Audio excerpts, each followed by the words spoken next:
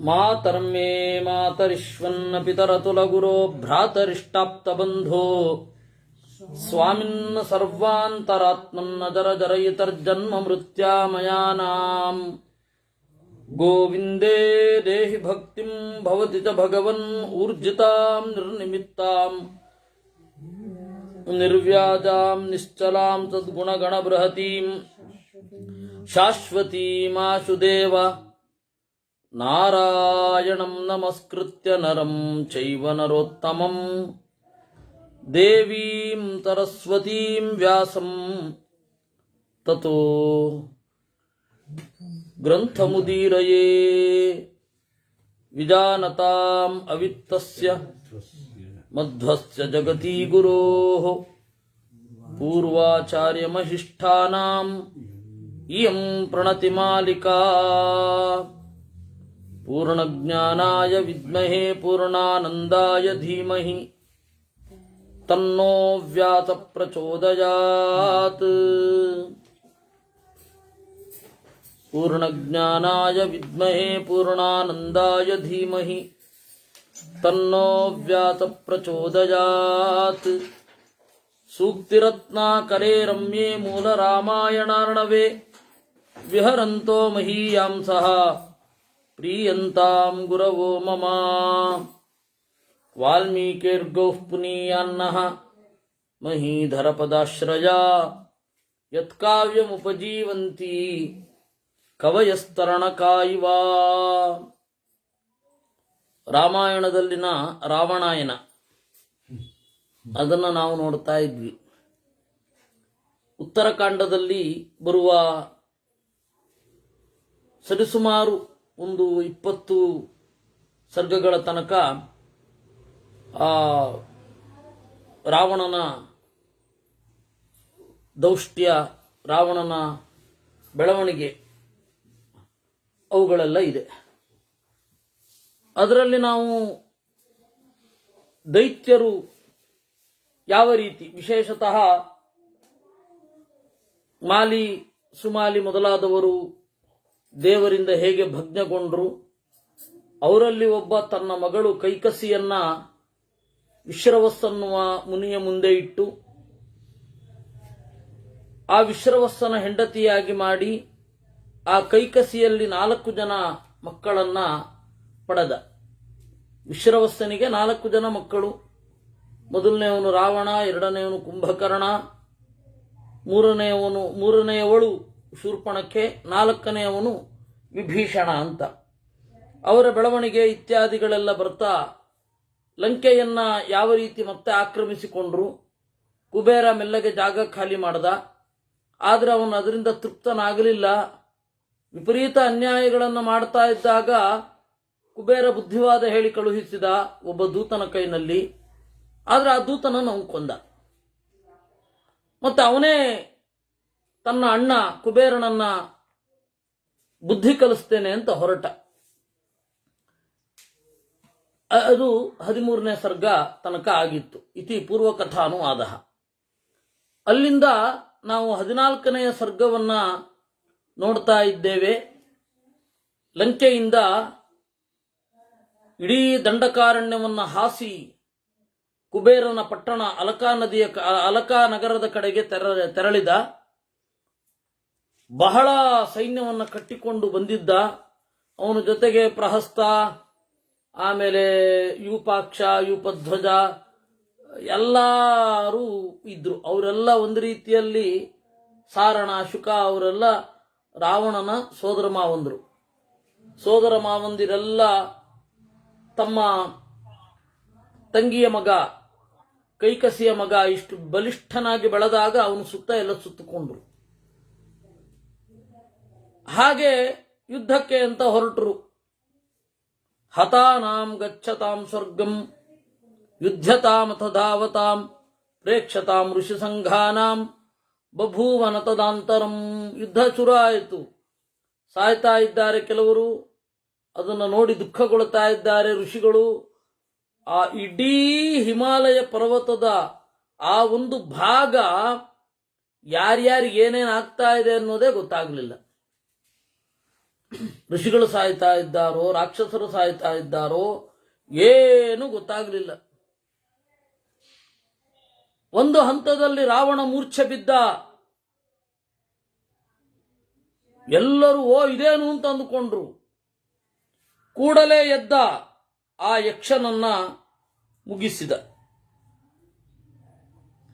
ತತಸ್ತಾನ್ ಲಕ್ಷವಿತ್ರಸ್ತಾನ್ ಯಕ್ಷೇಂದ್ರಾಂಶ್ಚ ಸಹಸ್ರಶಃ ಧನಾಧ್ಯಕ್ಷೋ ಮಹಾಯಕ್ಷಂ ಮಣಿಚಾರಮತಾಬ್ರವೀತ್.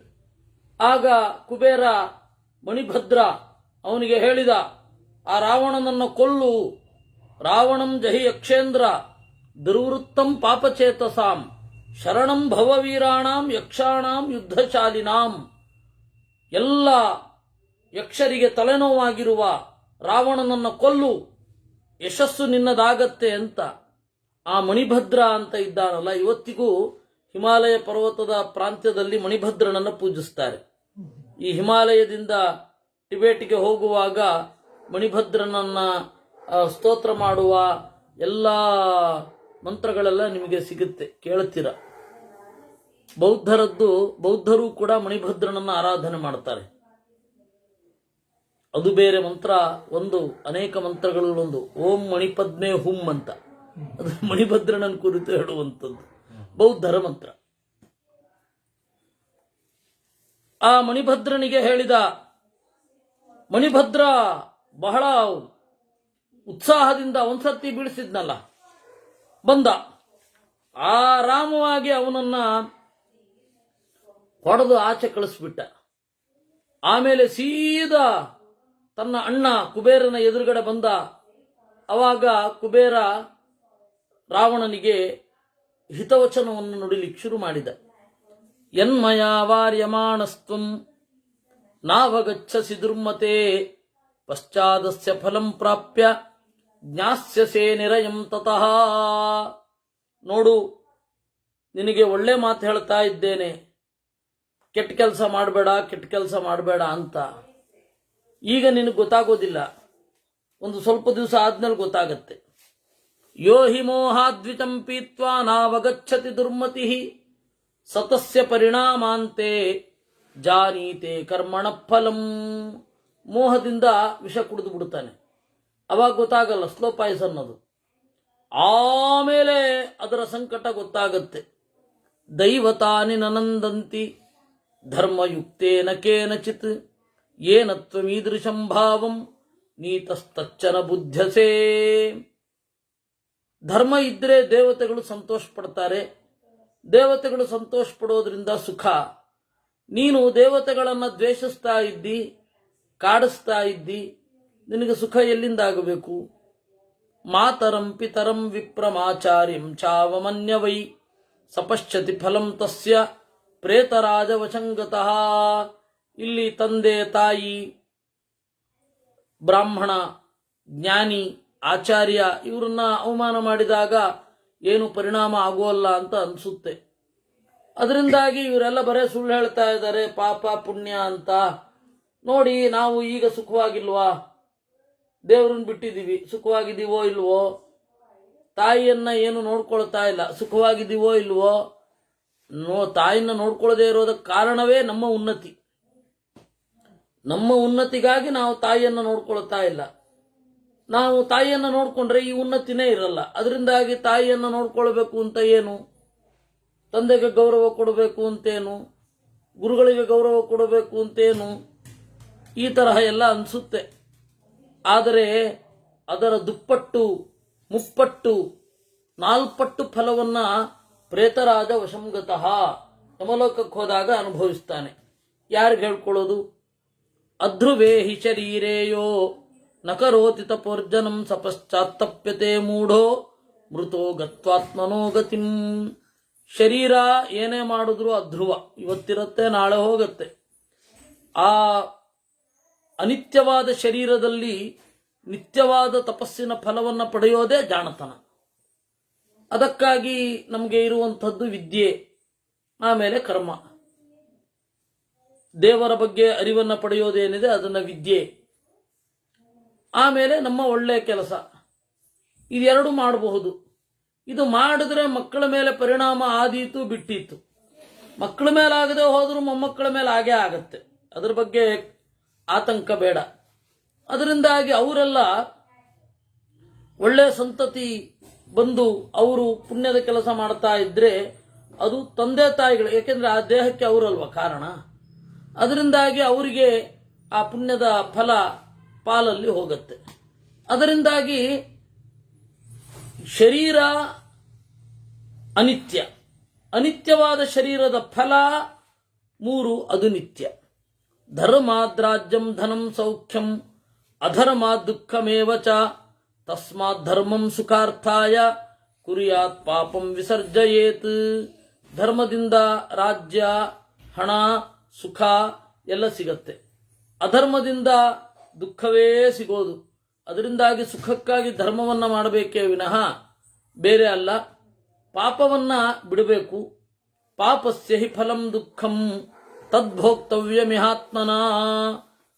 ತಮ್ಮನ್ನ ತಾವು ಕೊಂದುಕೊಳ್ಳೋದು ಅಂತಂದ್ರೆ, ಆತ್ಮಹತ್ಯೆ ಅಂತಂದ್ರೆ ಪಾಪ ಮಾಡೋದು ಅಂತ ಅರ್ಥ. ಕಸ್ಯಚಿನ್ ನಹಿ ದುರ್ಬುದ್ಧೇ ಛಂದತೋ ಜಾಯತೆ ಮತಿ ಯಾದೃಶಂ ಕುರುತೆ ಕರ್ಮ ತಾದೃಶಂ ಫಲಮಶ್ನುತೆ. ಯಾರಿಗೇ ಆಗಲಿ ದುರ್ಬುದ್ಧಿ ಇರುವವನಿಗೆ ಒಳ್ಳೆ ಕಡೆಗೆ ಲಕ್ಷ್ಯ ಹೋಗಲ್ಲ.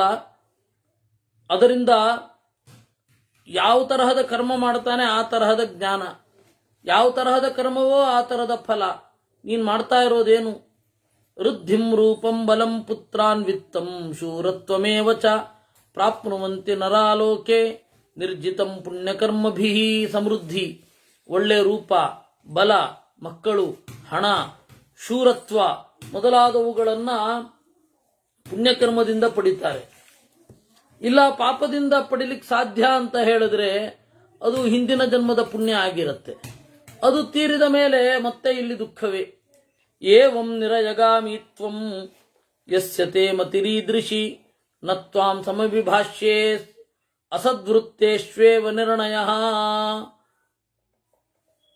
ನಾನು ನಿನ್ನ ಹತ್ರ ಮಾತನಾಡಬಾರದು ಅಂತ ಅಂದುಕೊಂಡಿದ್ದೆ, ಆದರೆ ತಮ್ಮ ಆಗಿದೆಯಲ್ಲಪ್ಪ ಮಾತಾಡ್ತೇನೆ ಅಂತ ಹೇಳಿ ಮಾತನಾಡಿ ನಿಲ್ಲಿಸಿ ಕುಬೇರ ತನ್ನ ಆಯುಧ ಒಂದು ಸುತ್ತಿಗೆ, ಗೊತ್ತಾಯ್ತಲ್ಲ KGF ತರಹ, ಅದರಲ್ಲಿ ಮಾರೀಚ ಮೊದಲಾದವರನ್ನ ಹೊಡೆದು ಓಡಿಸಿದ ಅಂತೆ. ಆ ಮಾರೀಚ ಬೇರೆ ಯಾರೂ ಅಲ್ಲ, ಒಂದು ರೀತಿ ಅತ್ತೆಯ ಮಗನೇ. ಯಾರು? ರಾಮಾಯಣ ಕಾಲದ ಅದೇ ಜಿಂಕೆಯ ವೇಷವನ್ನು ತೊಟ್ಟನಲ್ಲ ಅವನು. ತತಸ್ತೇನ ದಶಗ್ರೀವೋ ಯಕ್ಷೇಂದ್ರೇಣ ಮಹಾತ್ಮನ ಗದಯಾಭಿಹತೋ ಮೂರ್ಧ್ನಿ ನ ಚ ಸ್ಥಾನಾತ್ ಪ್ರಕಂಪಿತಃ. ಹೀಗೆ ರಾವಣನ ಸುತ್ತಮುತ್ತ ಇರುವ ಎಲ್ಲ ಸೈನಿಕರನ್ನ ಮತ್ತೆ ಅಮಾತ್ಯರನ್ನ ಸುತ್ತಿಗೆಯಿಂದ ಹೊಡೆದು ಓಡಿಸಿ ಒಂದು ಗದೆಯನ್ನು ತಗೊಂಡು ದಶಗ್ರೀವನಿಗೆ, ದಶಾನನಿಗೆ ಹೊಡೆದ. ಏನಾಗಲಿಲ್ಲ. ಕುಬೇರ ಆಗ್ನೇಯ ಅಸ್ತ್ರವನ್ನು ಎಸೆದ, ಅದಕ್ಕೆ ಪ್ರತಿಯಾದ ಅಸ್ತ್ರವನ್ನ ಇವನು ಎಸೆದ. ಈ ರೀತಿ ಅಸ್ತ್ರಗಳಿಂದ ಬಹಳ ಕಾಲ ಯುದ್ಧ ನಡೀತು. ನಿರ್ಜಿತ್ಯ ರಾಕ್ಷಸೇಂದ್ರಸ್ತಂ ಧನದಂ ಹೃಷ್ಟಮಾನತಃ ಪುಷ್ಪಕಂ ತಸ್ಯ ಜಗ್ರಾಹ ವಿಮಾನಂ ಜಯಲಕ್ಷಣಂ. ಕಡೆಗೊಮ್ಮೆ ಕುಬೇರನನ್ನ ಸೋಲಿಸಿ ಅವನ ವಿಮಾನವನ್ನ ತಗೊಂಡ. ಪುಷ್ಪಕ ಅಂತ ಅದರ ಹೆಸರು. ಆ ಪುಷ್ಪಕ ಯಾವ ವಿನ್ಯಾಸದಲ್ಲಿ ಇತ್ತೋ ಆ ವಿನ್ಯಾಸದ ಬಗ್ಗೆ ಭಾರದ್ವಾಜರ ವಿಮಾನಶಾಸ್ತ್ರದಲ್ಲಿ ಹೇಳುತ್ತಾರೆ. ಆದರೆ ಇವತ್ತು ನಮಗೆ ಆ ಭಾರದ್ವಾಜರ ವಿಮಾನಶಾಸ್ತ್ರ ಹೇಳಿದಂತೆ ವಿಮಾನ ಮಾಡ್ಲಿಕ್ಕೆ ಆಗ್ತಾ ಇಲ್ಲ. ಏನೋ ಕೆಲವು ಮಿಸ್ ಇದೆ. ಇವಾಗ ಸಂಸ್ಕೃತದಲ್ಲಿ ಟೆಕ್ನಾಲಜಿ ಕುರಿತು ಗ್ರಂಥ ಇಲ್ಲ ಅಂತ ಇಲ್ಲ. ಯಂತ್ರ ಸರ್ವಸ್ವ ಅಂತ ಹೇಳಿ ಇದೆ, ಭಾರದ್ವಾಜರ ವಿಮಾನಶಾಸ್ತ್ರ ಇದೆ, ರಸಸಿದ್ಧಿ ಅಂತ ಹೇಳಿ ಕೆಮಿಸ್ಟ್ರಿಯನ್ನು ಕುರಿತಾದ ಬುಕ್ ಇದೆ, ರಸಾರ್ಣವ ಅಂತ ಹೇಳಿ ಕೆಮಿಸ್ಟ್ರಿಯನ್ನು ಕುರಿತಾಗಿ ಬೇಕಾದಷ್ಟು ಗ್ರಂಥಗಳಿದೆ. ಆದರೆ ಅದು ಯಾವುದು ನಮ್ಗೆ ಇವತ್ತು ಅರ್ಥ ಆಗೋಲ್ಲ. ಸಂಸ್ಕೃತದವ್ರು ಯಾವತ್ತೋ ಕಳ್ಕೊಂಡ್ಬಿಟ್ಟಿದ್ದೀವಿ. ನಮಗೆ ಆಯುರ್ವೇದದಲ್ಲಿ ಹೇಳುವ ಮೂಲಿಕೆಗಳು ಗೊತ್ತಾಗೋದಿಲ್ಲ ಎಷ್ಟೋ ಬಾರಿ. ಬಹಳ ದೊಡ್ಡ ಲಾಸ್ ಅದು.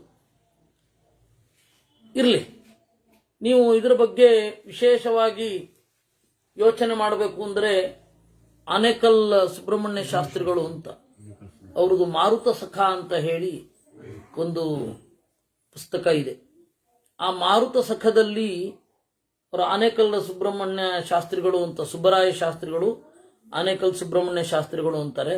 ಅವರು ಋಷಿಗಳಿಂದ ಯಾವ ರೀತಿ ಭೌತಶಾಸ್ತ್ರವನ್ನು ಪಡೆದರು ಅಂತ ಅದೆಲ್ಲ ವಿವರಣೆ ಇದೆ. ಅವರು ಸ್ವಲ್ಪ ಸ್ವಾತಂತ್ರ್ಯ ಪೂರ್ವದ ವ್ಯಕ್ತಿಗಳು. ಸ್ವಾತಂತ್ರ್ಯ ಬಂದ್ಮೇಲೆ ಒಂದು ಸ್ವಲ್ಪ ದಿವಸ ಇದ್ರು. ರತ್ನಾಕರ ಶೆಟ್ಟಿ ಅಂತ ಹೇಳಿ ಒಬ್ಬ ಮಂಗಳೂರಿನವ ವಿಮಾನವನ್ನು ಮಾಡಲಿಕ್ಕೆ ಪ್ರಯತ್ನ ಪಟ್ಟು ವಿಫಲ ಆಗಿದ್ದ. ಒಂದು ಸ್ವಲ್ಪ ದೂರ ಓಡಿ ಆ ಬೀಚ್ನಲ್ಲಿ ಅದು ಬಿದ್ದು ಬಿಡುತ್ತದೆ. ಆಮೇಲೆ ಅದು ಮುಂದುವರಿಸಲಿಕ್ಕೆ ಇವ್ರ ಹತ್ರ ಬರ್ತಾ ಇದ್ದ. ಅಷ್ಟೊತ್ತಿಗೆ ರೈಟ್ಸ್ ಬ್ರದರ್ಸರು ಅವರು ಕೂಡ ಕಂಡುಹಿಡಿದ್ರು ಅಂತೆಲ್ಲ ಇತಿಹಾಸ.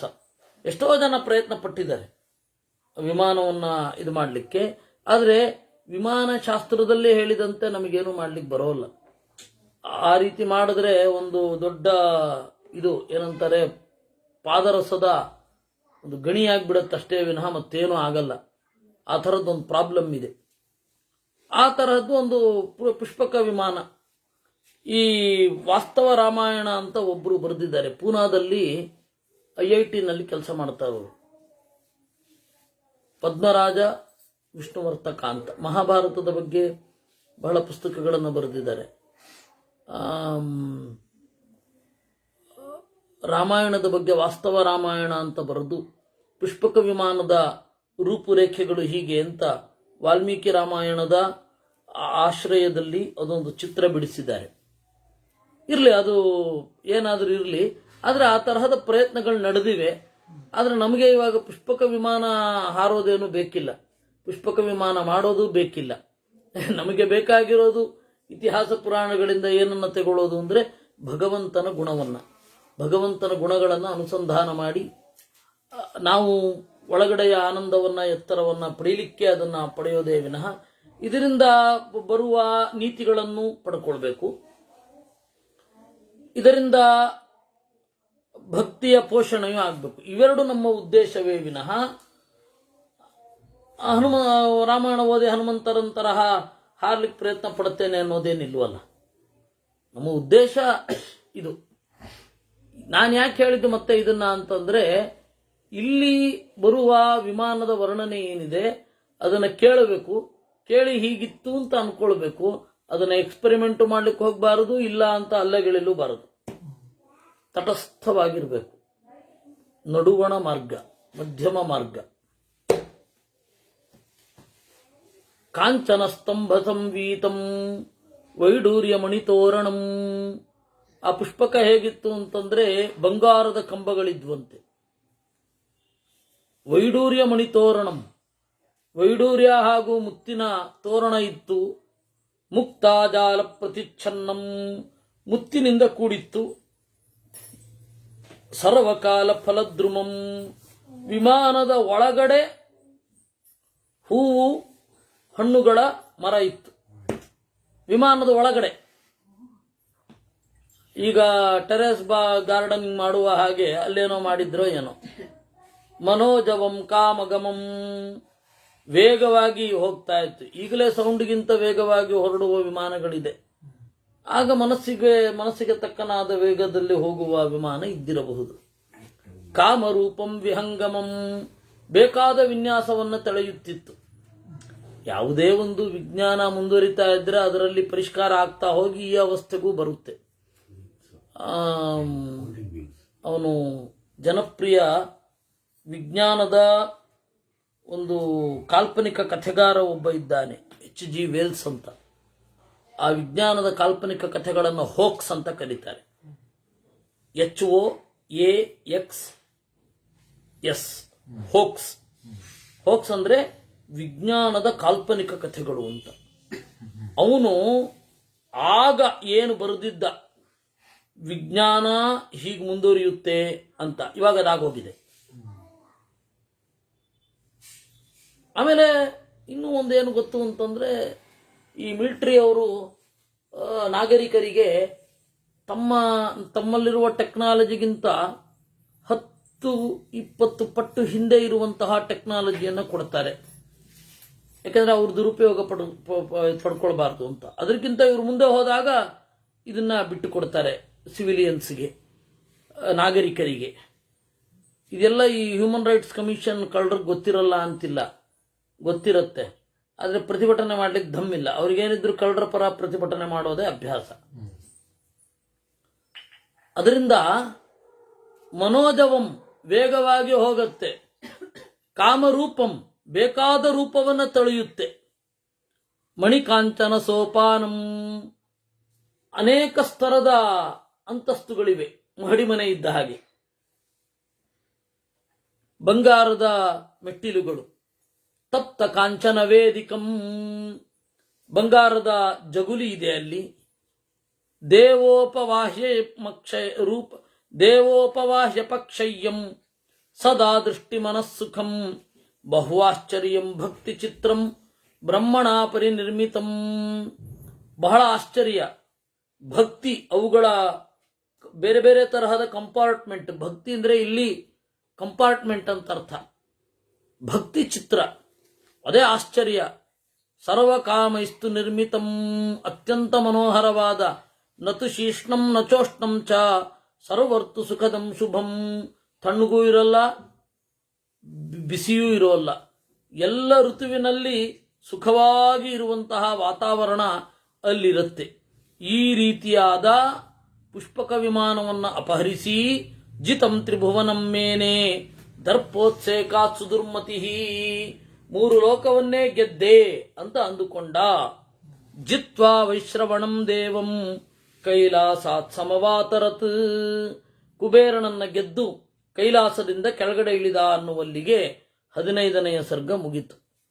ಆಮೇಲೆ ಅಲ್ಲಿ ಒಂದು ಶರವಣ ಹುಲ್ಲುಗಾವಲು ಕಂಡಿತಂತೆ. ಕೈಲಾಸ ಪರ್ವತದಿಂದ ಸ್ವಲ್ಪ ಆಚೆಗೆ ಇಳಿದಾಗ ಅಲ್ಲಿ ಹುಲ್ಲುಗಾವಲು ಕಂಡಿತು. ಆ ಹುಲ್ಲುಗಾವಲು ಯಾವುದು ಅಂದ್ರೆ ಮಹಾಸೇನ ಪ್ರಸೂತಿಂ ತತ್ ಜಯೌ ಶರವಣಂ ಮಹತ್.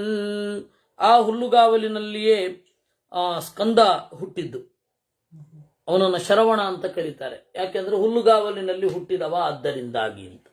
ಮಹಾಸೇನ ಅಂತನ್ನೋದು ಸ್ಕಂದನ ಹೆಸರು. ಯಾಕೆಂದ್ರೆ ಅವನು ದೇವಸೇನಾಧಿಪತಿ. ಗೀತೆಯಲ್ಲಿ ಹೇಳಿಲ್ವೇ, ಸೇನಾ ನೀನಾಂ ಅಹಂ ಸ್ಕಂದಃ ಅಂತ. ನಾನು ಸೇನೆಯನ್ನ ನಿಯಂತ್ರಣ ಮಾಡುವವರಲ್ಲಿ ಸ್ಕಂದನಲ್ಲಿ ವಿಶೇಷ ಸನ್ನಿಹಿತನಾಗಿದ್ದೇನೆ ಅಂತ.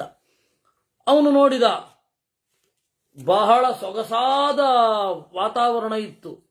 ಆ ಪರ್ವತವನ್ನ ಏರಿದ. ಪರ್ವತವನ್ನು ಏರಿ ಒಂದು ಜಾಗಕ್ಕೆ ಹೋಗ್ತಾ ಇರುವಾಗ ಪುಷ್ಪಕ ವಿಮಾನ ನಿಂತ್ಕೊಂಡ್ಬಿಡ್ತು. ಅವನಿಗೆ ಆಶ್ಚರ್ಯ. ವಿಷ್ಟಬ್ಧಂ ಕಿಮಿದಂ ಕಸ್ಮಾತ್ ನಾಗಮತ್ಕಾಮಗಂ ಕೃತಂ. ಯಾಕೆ ವಿಮಾನ ಇದ್ದಕ್ಕಿದ್ದ ಹಾಗೆ ತಟಸ್ಥವಾಯಿತು, ಎಲ್ಲಿಂದ ನಿಂತುಕೊಳ್ಳುತ್ತು ಅಂತ ಹೇಳಿ ಎಲ್ಲ ಕಡೆ ನೋಡಿದ. ಯಾರದಾದ್ರೂ ಕಿಡಿಗೇಡಿಗಳ ಕರ್ತವ್ಯ ಇರಬಹುದೇ ಅಂತ. ತತೋ ಬ್ರವೀತ್ ತದಾ ರಾಮ ಮಾರೀಚಃ ಬುದ್ಧಿಕೋವಿದ. ಬುದ್ಧಿವಂತನಾದ ಮಾರೀಚ ನುಡಿದ, ನೇದಂ ನಿಷ್ಕಾರಣಂ ರಾಜನ್ ಪುಷ್ಪಕಂ ಯನ್ನ ಗಚ್ಚತಿ. ದೊರೆಯೇ, ಪುಷ್ಪಕ ವಿಮಾನ ಹೋಗದೆ ಇರಲಿಕ್ಕೆ ಏನೋ ಕಾರಣ ಇರಬೇಕು. ಅಥವಾ ಈ ಪುಷ್ಪಕ ವಿಮಾನಕ್ಕೆ ಕುಬೇರನ ಮೇಲೆ ನಿಷ್ಠೆ ಇದೆಯೋ ಏನೋ. ಕುಬೇರನನ್ನ ಬಿಟ್ಟು ಬೇರೆಯವರನ್ನ ಹೊರೋಲ್ವೋ ಏನೋ ಅಂತ ಆಗ್ತಾ ಇದ್ದಾಗ ಒಂದು ಆಕಾರ ರಾವಣನಿಗೆ ಕಂಡಿತು. ಕರಾಳ ಕೃಷ್ಣ ಪಿಂಗಲ ವಾಮನೋ ವಿಕಟೋ ಮುಂಡಿ ನಂದಿ ಹ್ರಸ್ವ ಭುಜೋ ಬಲಿ. ಕಂಡ ಒಬ್ಬ ವಿಚಿತ್ರವಾದ ಆಕೃತಿಯ ಒಬ್ಬ ವ್ಯಕ್ತಿ ಕಂಡ. ಅವನನ್ನು ನೋಡ್ಲಿಕ್ಕೆ ಒಂಚೂರು ಖುಷಿ ಆಗ್ತಾ ಇರಲಿಲ್ಲ. ಅವನು ಯಾರು ಅಂತಂದ್ರೆ ನಂದಿ ಅಂತ, ಸದಾಶಿವನ ಅನುಚರ.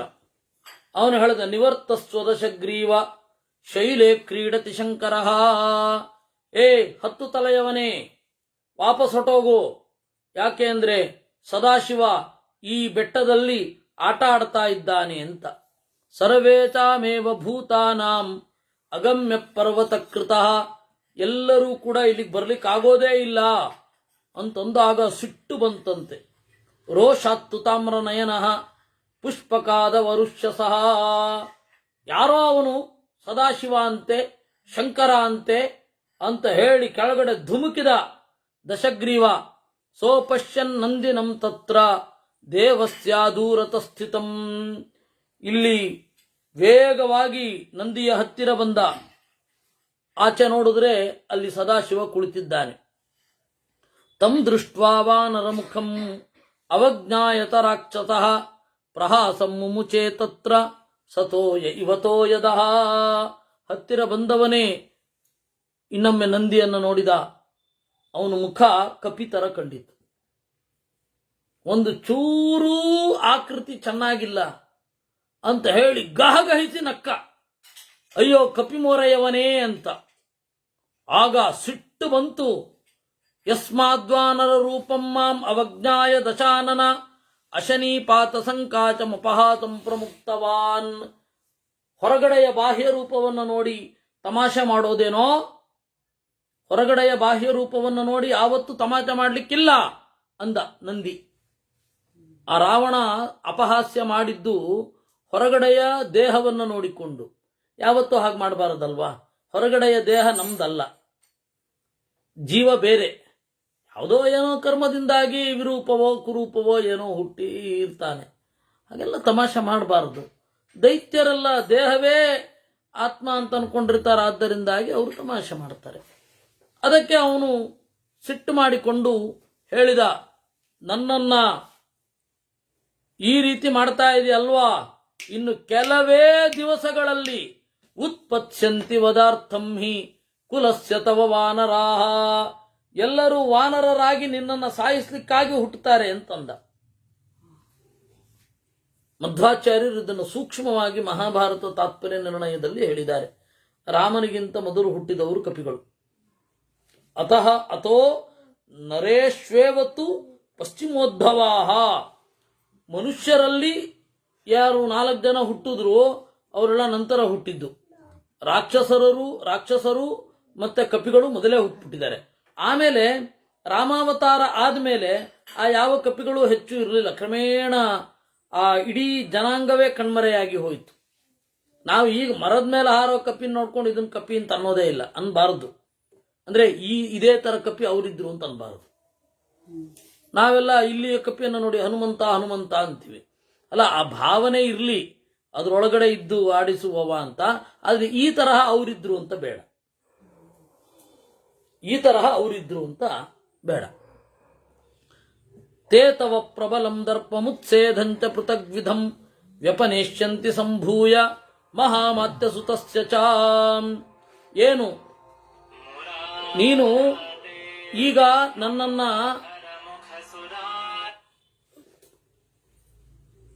ಅವಮಾನ ಮಾಡ್ತಾ ಇದ್ದಿ, ಈಗಲೇನೇ ನೀನು ಸತ್ತು ಹೋಗಿದ್ದಿ.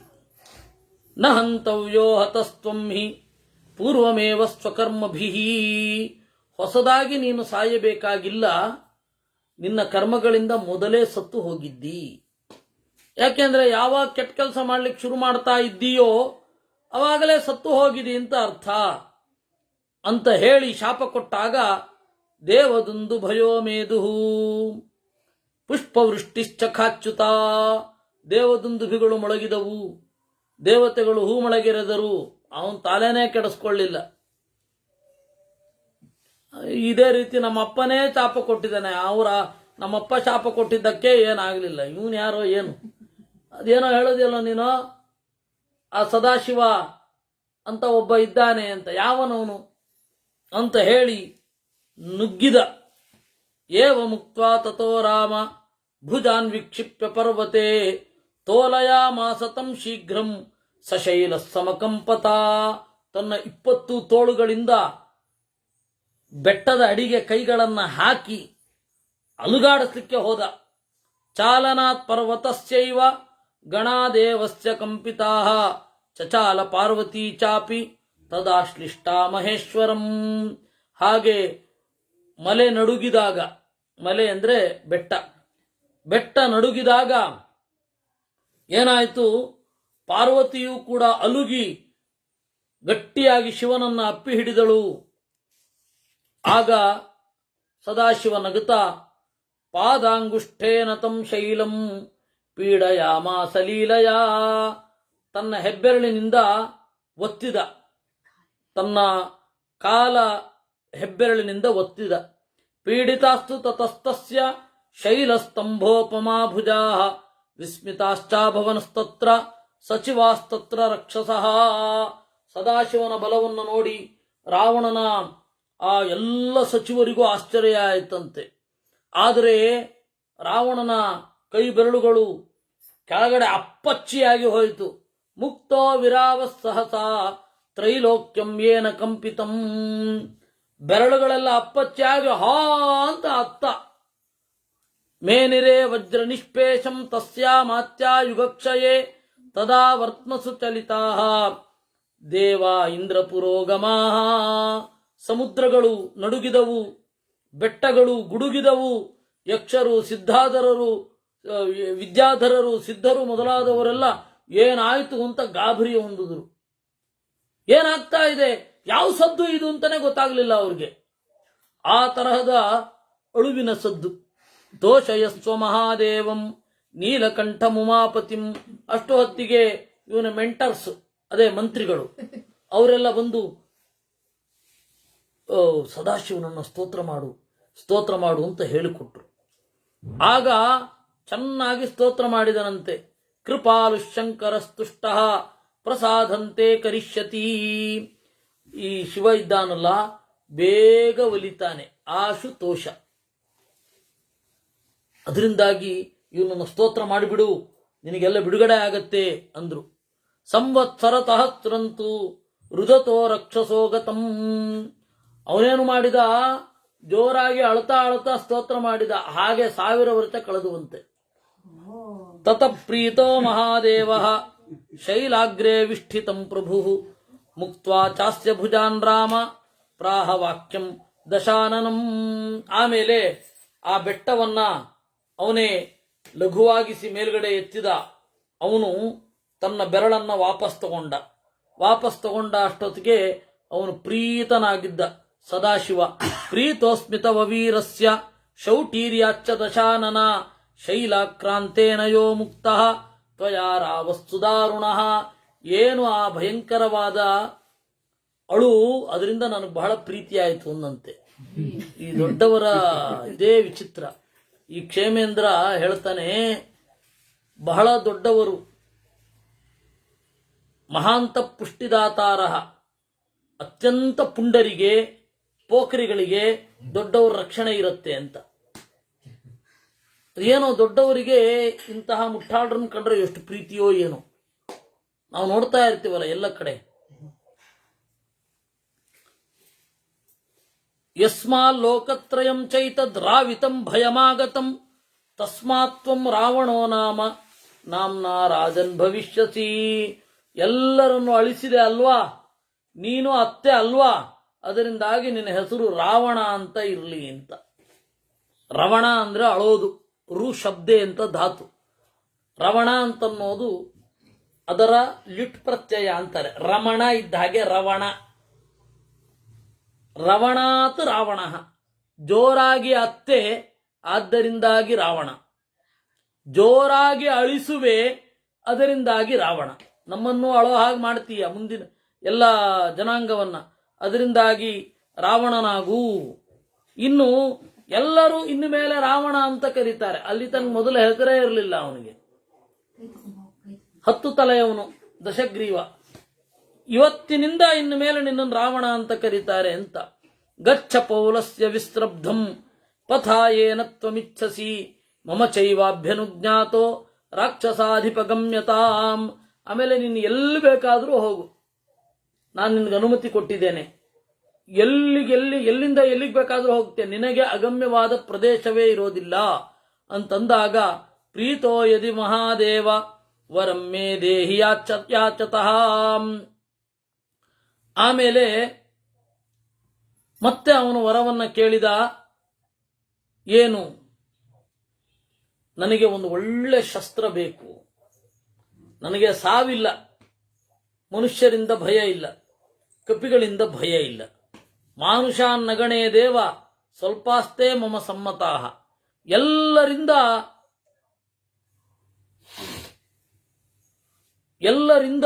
ನಾನು ಅವಧ್ಯನಾಗಿದ್ದೇನೆ. ಆದರೆ ನಾನು ಅವಧ್ಯ ಅವರಿಂದ ಆದರೆ ಸಾಲದು, ನನ್ನಿಂದ ಅವರು ವಧ್ಯರಾಗಬೇಕು. ಅದಕ್ಕೆ ಒಂದು ಒಳ್ಳೆ ಆಯುಧ ಬೇಕು. ಆ ಆಯುಧವನ್ನ ನನಗೆ ಕೊಡು. ದತ್ತೋವಾಚ ತತಃಶಂಭು ನಾವಜ್ಞೇಯಮಿದಂ ತ್ವಯಾ ಅವಜ್ಞಾತಂ ಯದಿ ಹಿತೆ ಮಾಮೇ ವೈಶ್ಯತ್ಯ ಸಂಶಯ. ಅವ್ರಿಗೊಂದು ಆಯುಧವನ್ನು ಕೊಟ್ಟು ಅವರು ಹೇಳಿದ್ರು, ಆಯಿತು, ನಾನು ಈ ಆಯುಧವನ್ನು ನನಗೆ ಕೊಡ್ತಾ ಇದ್ದೇನೆ, ಆದರೆ ಈ ಆಯುಧಕ್ಕೆ ಯಾವತ್ತೂ ಅವಮಾನ ಆಗಬಾರದು. ಆಯುಧಕ್ಕೆ ಅವಮಾನ ಆಯ್ತೋ ನನ್ನ ಬಳಿಗೆ ಬಂದ್ಬಿಡುತ್ತೆ ಅಂತ. ಈ ರೀತಿ ಸದಾಶಿವನ ವರವನ್ನು ಪಡೆದು ಕೊಬ್ಬಿ ತಿರುಗಿದ ಅನ್ನುವಲ್ಲಿಗೆ ಉತ್ತರಕಾಂಡದಲ್ಲಿ 16ನೆಯ ಸರ್ಗ ಮುಗೀತು. ಆಮೇಲೆ ಈ ಆತ್ಮಲಿಂಗ ಅದರದ್ದೆಲ್ಲ ಕಥೆ ಹೇಳುತ್ತಾರೆ. ನಮಗೆ ಅದು ಕಷ್ಟ. ಆತ್ಮಲಿಂಗ ಅಂತ ಹೇಳಿದ್ರೆ ಸದಾಶಿವನೇ ಆಗಿರುವ ಲಿಂಗ ಅಂತ, ಸದಾಶಿವನೇ ಆಗಿರುವ ಲಿಂಗ ಅಂತ ಅದರ ಹೆಸರು. ಅದನ್ನೇನು ಕೊಟ್ಟಾಗ ಎಲ್ಲ ಕಡೆ ಕಾಣಲ್ಲ, ತನ್ನನ್ನೇ ಕೊಟ್ಟಿದ್ದಾನೆ ಅಂತ. ತನ್ನನ್ನು ಕೊಡಬೇಕಾದ್ರೆ ಒಂದು ಲಿಂಗದಲ್ಲಿ ಅವನನ್ನು ಇಟ್ಟು ಯಾಕೆ ಕೊಡ್ತಾನೆ? ತಾನೇ ಬೇಕಂದಾಗ ಬರ್ತಾನೆ. ಮತ್ತೆ ಪೂಜೆ ಮಾಡೋಂಥ ಒಳ್ಳೆ ಬುದ್ಧಿ ಅವನಿಗೇನಿಲ್ಲ. ವರ ಪಡೆದ ಅಷ್ಟೇ. ವರ ಪಡೆದ್ಮೇಲೆ ಪೂಜೆ ಗೀಜೆ ಏನು ಬೇಡ, ಯಾಕಂದ್ರೆ ವರ ಪಡ್ಕೊಂಡಾಗಿದೆಯಲ್ಲ.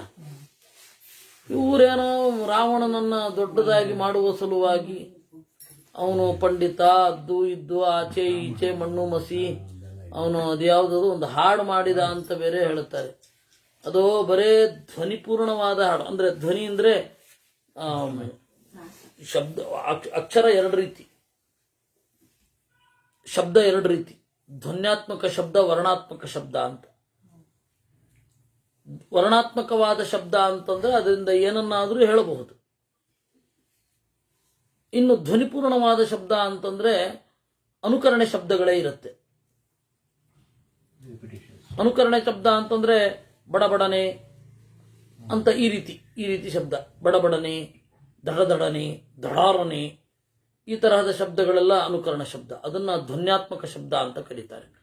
ಎಲ್ಲ ಹೆಚ್ಚು ಧ್ವನ್ಯಾತ್ಮಕ ಶಬ್ದಗಳಿಂದಲೇ ಕೂಡಿದೆ ಅದು. ಆಮೇಲೆ ವಿಜಯೇಂದ್ರ ಸ್ವಾಮಿಗಳ ಹೆಸರಿನಲ್ಲಿ ಒಂದು ನರಸಿಂಹ ಸ್ತುತಿ ಇದೆ. ಭೋಖಂಡಂ ವಾರಣಾಂಡಂ ಪಟವರ ವಿರಟಂ ಅಂತದ ಇದೆ. ಅದಕ್ಕೆ ಅರ್ಥ ಇಲ್ವೇ ಇಲ್ಲ. ಅದಕ್ಕೆ ಅರ್ಥ ಮಾಡ್ತೀವಿ ಅಂತಾರೆ, ಭಾರೀ ಕಷ್ಟ. ಆ ಭೂಖಂಡಂ ವಾರಣಾಂಡಂ ಅದು ಅನುಕರಣ ಶಬ್ದದಿಂದಲೇ ಕೂಡಿದೆ.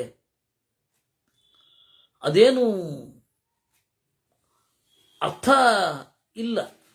ಅದನ್ನೆಲ್ಲ ದೊಡ್ಡ ದೊಡ್ಡ ಕಾವ್ಯ ಅಂತ ಹೇಳಿ ಬಿಂಬಿಸೋದನ್ನು ನೋಡಿದ್ರೆ ಅಯ್ಯೋ ದೇವ್ರೆ ಅನ್ಸುತ್ತೆ. ಸ್ವಲ್ಪ ಅಲಂಕಾರ ಶಾಸ್ತ್ರದ ಪರಿಚಯ ಇದ್ದರೆ ಬಹಳ ಒಳ್ಳೆಯದು. ಆ ತರಹ ನಾವು ನಮ್ಮ ಪೂರ್ವ ಪುರುಷರ ಪವಾಡವನ್ನ, ನಾವು ಮೆಚ್ಚಿದವರನ್ನ ಮೇಲ್ಗಡೆ ಎತ್ತಲಿಕ್ಕಾಗಿ ಮಾತನಾಡೋದಕ್ಕಿಂತ ಆ ಶಾಸ್ತ್ರದ ಪರಿಚಯ ಮಾಡಿಕೊಂಡು ಮಾತನಾಡೋದು ಅತ್ಯಂತ ಉತ್ತಮ. ಯಾಕೆ ಹೇಳಿದ್ದು ನಾನು ಅಂದ್ರೆ ಅವನ ಆತ್ಮಲಿಂಗ ತಗೊಂಡು ಹೋದ ಇತ್ಯಾದಿಗಳೆಲ್ಲ ಇದೆ. ಗೋಕರ್ಣ, ಗಣೇಶ ಅವೆಲ್ಲ ಅದೇ ಅದನ್ನೆಲ್ಲ ಏನು ಅಂತ ನೋಡಬೇಕು. ಅದು ವಾಲ್ಮೀಕಿ ರಾಮಾಯಣಾದಿಗಳಿಂದ ಸಿದ್ಧವಲ್ಲ, ಬಹಳ ಕಷ್ಟ ಆಗತ್ತೆ. ಅದು ಈ ಕಥೆ ಇದೆ ಅಂತ ಹೇಳಬೇಕಷ್ಟೆ. ಕಥೆ ಇದೆ. ಅಥ ರಾಜನ್ ಮಹಾಬಾಹು, ವಾದಿರಾಜರ ತೀರ್ಥ ಪ್ರಬಂಧದಲ್ಲಿ ಬೇರೆ ಇದೆ. ಪೌಲಸ್ತ್ಯೇಚ್ಛಾಂತರಾಯ ಸುರಮುನಿ ನಿಕರಾಭೀಷ್ಟ ಸಂಪ್ರಾಪ್ತ್ಯುಪಾಯ ಶ್ರೇಯೋ ವಿಜ್ಞಾಧಿರಾಜ ಪ್ರದಿಶತು ಸತತಂ ಭೂರಿ ಗೌರಿ ತನೂಜ ಅಂತ ಇದೆ. ಅದು ಯಾಕೆಂದ್ರೆ ನೋಡಿ, ಈ ಪುರಂದರದಾಸರು ಇಂಥ ಹೆಣ್ಣನ್ನು ನಾನೆಲ್ಲಿ ಕಾಣೆನೋ ಅಂತ ಒಂದು ಹಾಡು ಮಾಡಿದ್ದಾರೆ. ಅದರಲ್ಲಿ ಭಸ್ಮಾಸುರನಿಗೆ ನೀನು ಮೋಹಿಸಿ ತಲೆ ಮೇಲಿಟ್ಟು ಕೊಂದೆ ಅಂತ. ವಸ್ತುತಃ ಯಾವ ಪುರಾಣದಲ್ಲಿಯೂ ಮೋಹಿನಿಯಾಗಿ ಬಂದು ಕಥೆ ಇಲ್ಲ. ಅವನು ಒಟು ರೂಪದಿಂದ ಬರೋದು ಅಂತ ಭಾಗವತದಲ್ಲಿರೋದು. ಎಲ್ಲ ಕಥೆಗಳಲ್ಲಿ ಇರೋದು ವಟುರೂಪದಿಂದ ಬಂದ. ಅವನು ಹೇಳಿದ, ಅವನು ಸದಾಶಿವನ ಮಾತನ್ನು ನಂಬ್ಕೊಂಡಿದೆಯಲ್ಲ, ಬೇಕಾದ್ರೆ ನಿನ್ನ ತಲೆ ಮೇಲೆ ಕೈ ಇಟ್ಟು ನೋಡು, ನೀನೇನು ಆಗಲ್ಲ. ಹೌದಾ ಅಂತ ಅವನ ಮಾತಿಗೆ ಮರುಳಾಗಿ ತಲೆ ಮೇಲೆ ಕೈ ಇಟ್ಟ, ಹೋದ ಅಂತ ಅಲ್ಲಿರೋದು. ಆದರೆ ಇವರು ಭಸ್ಮಾಸುರನಿಗೆ ಮೋಸವ ಮಾಡಿದ ಅಂತ ಒಂದು ಹಾಡು, ಅದೇ ಇಂಥ ಹೆಣ್ಣನ್ನು ನಾನೆಲ್ಲಿ ಕಾಣಿನು. ಹೌದಾ ಅಂತ ನೋಡಿದ್ರೆ ಪುರಾಣಗಳಲ್ಲಿ ಇಲ್ಲ. ಹಾಗಾದ್ರೆ ಏನು ಹೇಳಬೇಕು? ಅದು ನಂತರದವರು ಒಂದು ಚಿಂತನೆ ಮಾಡಿದ್ದು. ಯಾಕೆಂದ್ರೆ ಅದನ್ನು ನಾಟ್ಯಕ್ಕೆ ಅಳವಡಿಸ್ಬೇಕಾದ್ರೆ ಒಬ್ಬ ಪುಟ್ಟ ಒಟು ಬಂದು ಅವನಿಗೆ ತಲೆ ಕೆಡಿಸೋದಕ್ಕಿಂತ ಹಾಸ್ಯರಸ ಉತ್ಪಾದನೆ ಆಗಬೇಕು ಅಂದ್ರೆ ಒಂದು ಚಂದದ ಹುಡುಗಿಯನ್ನು ಕರೆಸಿ ಡ್ಯಾನ್ಸ್ ಮಾಡಿಸ್ಬೇಕು. ಅದ್ರ ಪಕ್ಕದಲ್ಲಿ ಇವನು ಇರಬೇಕು. ಅವಳು ಡ್ಯಾನ್ಸ್ ಮಾಡಿದಾಗ ಇವನು ಮಾಡಬೇಕು. ಅವಳದು ಡ್ಯಾನ್ಸ್ ಚೆನ್ನಾಗಿರುತ್ತೆ, ಇವನು ಕೋತಿ ತರ ಕೋಡಂಗಿ ತರ ಇವನು ಕುಣಿತಾನೆ. ಅದನ್ನ ನೋಡಿ ಜನರಲ್ಲಿ ಒಂದು ಹಾಸ್ಯರಸ ಉತ್ಪಾದನೆ ಆಗುತ್ತೆ. ಅದಕ್ಕಾಗಿ ಅದನ್ನ ಕಂಬೈನ್ ಮಾಡ್ಬಿಟ್ಟಿದ್ದಾರೆ. ಅದು ಜನ ಏನು ಅನ್ಕೊಂಡ್ಬಿಟ್ಟಿದ್ದಾರೆ, ಅದು ಪುರಾಣದಲ್ಲಿದೆ. ಹೌದಾ, ತೋರಿಸಿದ್ರೆ ನಮಗ್ ಸಿಗದೇ ಇರ್ಬೋದು, ಬೇರೆ ಕಡೆ ಇರ್ಬೋದು ಅಂತ ವಾದ ಮಾಡ್ತಾರೆ. ಅಲ್ಲ, ಆಚಾರ್ಯರು ಹೇಳಿದ್ದಾರೆ ಭಾಗವತದಲ್ಲಿದೆ, ಇಲ್ಲ ಬೇರೆ ಕಡೆ ಇರಬಹುದು ಅಂತಾರೆ. ಅವ್ರಿಗೆ ನಾವು ಇಲ್ಲಿಯ ತನಕ ನಮಗೆ ಅದು ಗೊತ್ತಿರಲಿಲ್ಲ ಅಂತ ತಿಳ್ಕೊಳ್ಳಿಕ್ಕೆ ಅಭಿಮಾನ ಅಡ್ಡ ಬರುತ್ತೆ. ನೀನೆಲ್ಲ ನೋಡ್ಬಿಟ್ಟಿದ್ಯೋ, ಇನ್ನು ಗೊತ್ತಿಲ್ಲದೆ ಇರೋದು ಇರ್ಬೋದಪ್ಪ. ಅಲ್ಲ, ನಮ್ಗೆ ಗೊತ್ತಿಲ್ಲದೆ ಇರೋದು ಇರಬಹುದು, ಆದ್ರೆ ವಿರುದ್ಧವಾದದ್ದು ಇರಬಾರದು. ಶಾಸ್ತ್ರದ ಅಭಿಪ್ರಾಯಕ್ಕೆ ವಿರುದ್ಧವಾಗಿರಬಾರದು. ನಮ್ಗೆ ಗೊತ್ತಿಲ್ಲದೆ ಇರೋದು ಇದೆ ಅಂತ ನಾವು ಒಪ್ಕೊಳ್ತೇವೆ, ಆದರೆ ವಿರುದ್ಧವಾಗಿದ್ದಿರಬಾರದು ಅಂತ. ಅದರಿಂದಾಗಿ ಹಿಂದಿನವರೆಲ್ಲ ನೋಡಿಲ್ವಾ? ಹಿಂದಿನವರು ನೋಡದೆ ಇರೋದು ನಮ್ಮ ಜವಾಬ್ದಾರಿ ಅಲ್ಲ ಮಾರಾಯ. ನಾವು ನೋಡಿಲ್ಲ ಅನ್ನೋದು ಮಾತ್ರ ನಮ್ಮ ಲೋಪ. ಅವ್ರು ನೋಡಿಲ್ವಾ? ಹಾಗಾದ್ರೆ ನಾನೇನ್ ಮಾಡ್ಲಿ? ಅವ್ರನ್ನ ಕಾಲದಲ್ಲಿ ವಾಪಸ್ ಹೋಗಿ ಅವ್ರನ್ನ ಮತ್ತೆ ಹುಟ್ಟಿಸಿ ಕಿವಿ ಹಿಡಿದು ಓದಿಸ್ಲಿಕ್ಕಾಗತ್ತ? ಇಂಥದ್ದೇ ನಮ್ಮ ಜನಗಳದ್ದು ದಡ್ಡತನಗಳು. ಅವರಿಗೆ ಸಮಕಾಲೀನ ವಿದ್ವಾಂಸ ನಮ್ಮ ಕಾಲದಲ್ಲಿದ್ದಾನೆ ಅಂದ್ರೆ ಇವೊಂದನ್ನು ಒಪ್ಪಬಾರದು. ಒಪ್ಪಿದ್ರೆ ನೇರವಾಗಿ ಸ್ಪರ್ಧಾ ಮನೋಭಾವ ಇರುತ್ತೆ. ನನಗಿಂತ ಅವನು ಬಹಳ ಹಿಂದಿನವರು ಅಂತ ಇದ್ರೆ ಮುಗಿತಲ್ಲ, ನಮಗೆ ಅನುಕೂಲವಾದವ್ರನ್ನ ಕೋಟ್ ಮಾಡೋದು. ಈ ದುರ್ಬುದ್ಧಿ ಬಿಡಬೇಕು, ವಾಸ್ತವವನ್ನು ತಿಳಿಬೇಕು ಅಂದ್ರೆ. ಅದರಿಂದಾಗಿ ಅವನೇನು ಸದಾಶಿವನನ್ನ ಮತ್ತೇನು ಪೂಜಿಸಲಿಲ್ಲ. ಅವನು ಇನ್ನು ಯಾವತ್ತೂ ಪೂಜೆ ಮಾಡಲಿಲ್ಲ, ಸದಾಶಿವನನ್ನಾಗಲಿ ಬ್ರಹ್ಮದೇವರನ್ನಾಗಲಿ. ವರ ಪಡೆದ ಮೇಲೆ ಮತ್ತೇನ್ರಿ? ಅವ್ರದೆಲ್ಲ ಇರೋದು ಮೆಂಟಾಲಿಟಿನೇ ಅದು. ಹಿರಣ್ಯಕಶಿಪು ಆಗಿದ್ದಾಗ ಬ್ರಹ್ಮದೇವರಿಂದ ವರ ಪಡೆದ. ಇವನೇ ಬ್ರಹ್ಮದೇವರಿಂದ ವರ ಪಡೆದಿದ್ದಾನೆ. ಬೇರೆಯವರು ಬ್ರಹ್ಮದೇವರಿಂದ ವರವನ್ನ ಪಡಿಲಿಕ್ಕೆ ಅಂತ ಹೋದಾಗ ಸಿಟ್ಟು ಬಂತು, ನೀವು ಸಾಯಿ ನೀನು ಶಾಪ ಕೊಟ್ಟ. ನಾನು ಬ್ರಹ್ಮ ಇರಬೇಕಾದ್ರೆ ನನ್ನನ್ನು ಅತಿಕ್ರಮಿಸಿ ಬೇರೆಯವರಿಂದ ಯಾಕೆ ವರ ಕೇಳ್ತಾ ಇದ್ದೀರಾ ಅಂತ ಶಾಪ ಕೊಟ್ಟ ಅವನು. ಅಂದ್ರೆ ಏನ್ ಭಕ್ತಿ ಅಂತ ಗೊತ್ತಿರ್ಬೋದಲ್ಲ ನಿಮಗೆ. ಹಾಗೆ ಇದು ರಾಕ್ಷಸರ ಮೆಂಟಾಲಿಟಿ ತಿಳ್ಕೊಳ್ಬೇಕು. ಅಥ ರಾಜನ್ ಮಹಾಬಾಹು ವಿಚರನ್ ಪೃಥಿವೀ ತಳೆ. ಆಮೇಲೆ ಹೀಗೆ ಹಿಮವತ್ ಪರ್ವತಕ್ಕೆ ಹೋದ. ಅಲ್ಲಿ ಒಬ್ಳು ದೇವತೆ ಇದ್ಲು. ಅವಳು ಬೇರೆ ಯಾರೂ ಅಲ್ಲ,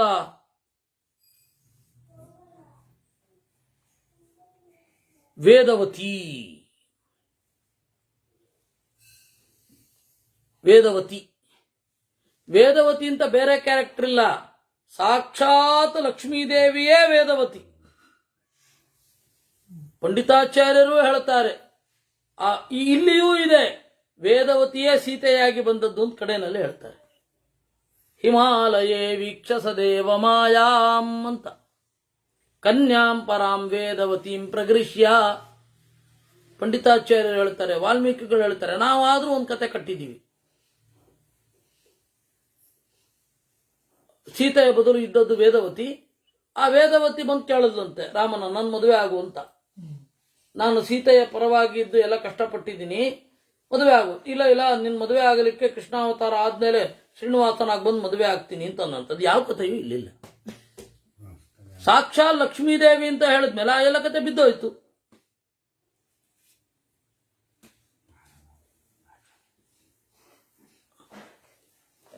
ಕಿಮಿದಂ ವರ್ತಸೆ ಭದ್ರೇ ವಿರುದ್ಧಂ ಯೌವನಸ್ಯ ಚ.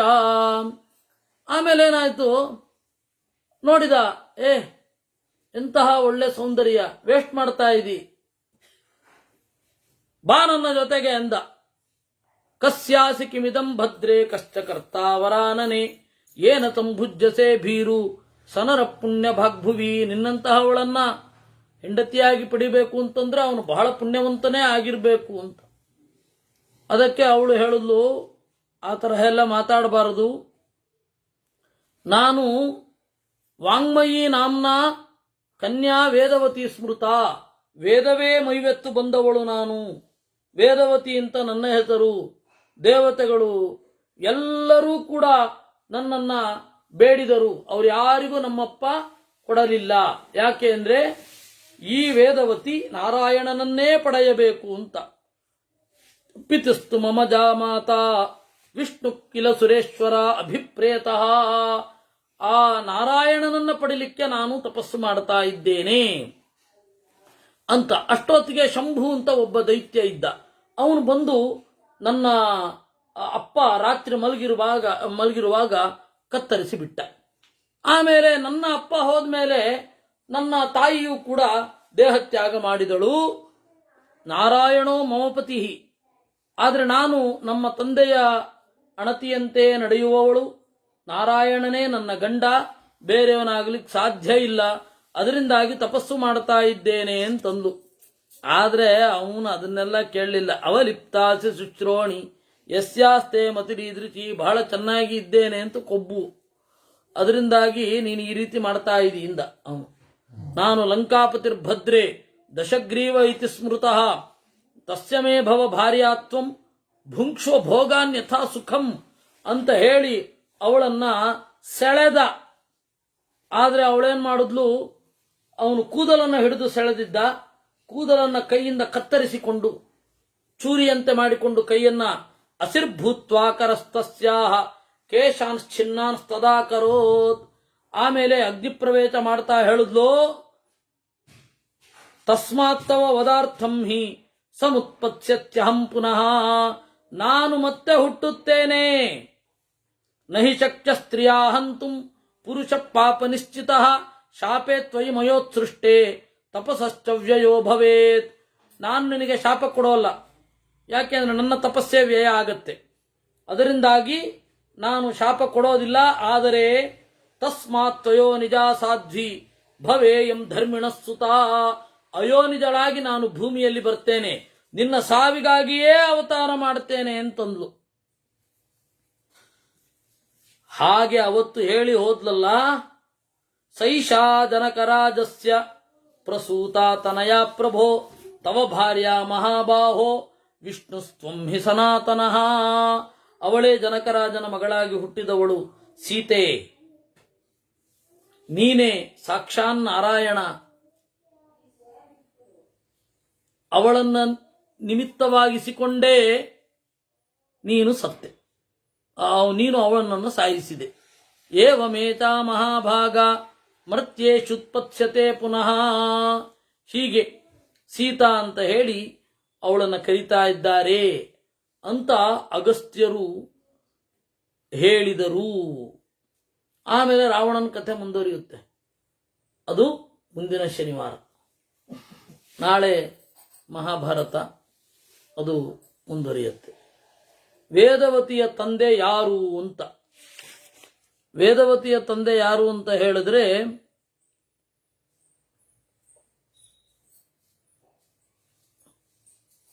ಕುಶಧ್ವಜ ಅಂತ. ಆ ಕುಶಧ್ವಜ ವೇದವತಿಯ ತಂದೆ. ಅವನು ಒಬ್ಬ ದೊಡ್ಡ ಬ್ರಹ್ಮರ್ಷಿ, ಬೃಹಸ್ಪತಿಯ ಮಗ. ಆ ಬೃಹಸ್ಪತಿಯ ಮಗನಾದ ಕುಶಧ್ವಜನ ಮಗಳಾಗಿ ಅವತಾರ ಮಾಡಿತ್ತು ವೇದವತಿ. ಹೀಗಾಗಿ ಈ ಕಥೆಯನ್ನೆಲ್ಲ ಕೇಳಿದಾಗ ನಾವು ಸುಮ್ಮನೆ ಕೇಳ್ಬಿಡ್ಬೇಕಷ್ಟೆ. ಯಾಕಂದ್ರೆ ಅವರಿಗೆ ಹೇಳಿ ಪ್ರಯೋಜನ ಇಲ್ಲ. ಎಲ್ಲರ ಹತ್ರ ಕೇಳಿ ಆಯ್ತು. ನಾನು ಬುದ್ಧಾವತಾರಕ್ಕಿಂತ ಮೊದಲೋ ಬುದ್ಧಾವತಾರಕ್ಕಿಂತ ನಂತರನೋ ಅಂತ ನೀನು ಕೇಳೋದೆಲ್ಲ ಹೌದು ಮಾರಾಯ. ಜನ ಅದರ ಆಶ್ರಯದಲ್ಲಿ ಒಳ್ಳೇದೇನೋ ಮಾಡ್ತಾ ಇದ್ದಾರೆ, ನಾವು ಹೇಳಿದ್ರೆ ಅದನ್ನು ತಡೆದು ಬಿಡ್ತಾರೆ ಅಂತ ಬಹಳ ಜನ ಸ್ವಾಮಿಗಳ ಉವಾಚ. ಮತ್ತೆ ನನಗೆ ವಿದ್ಯಾಮಾನ್ಯರು ಹೇಳಿದ್ದು ಸ್ಪಷ್ಟ ನೆನಪಿದೆ. ಶ್ರೀನಿವಾಸ ಕಲ್ಯಾಣ ಏರಾಂಡಲ ಕೇಂಡ ಪಣೋತ್ರಿ ಯಾರಾದರೂ ಕೇಳಿದರೆ ಶ್ರೀನಿವಾಸ ಕಲ್ಯಾಣ ಹೇಳಬೇಡಿ ಅಂತ.